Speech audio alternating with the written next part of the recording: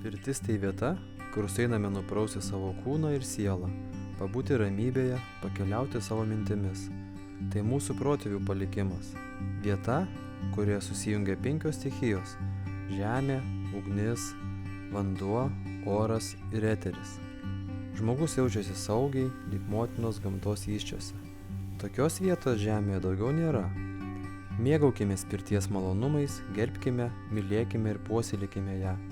Vyksmas pirtyje atpalaiduoja, suteikia naujų jėgų ir išvalo protą, nuskridina į visatą. Tai lyg naujas gimimas. Pirtyje visa ko pradžia, gyvenimas ir pabaiga. Pirtyje darna.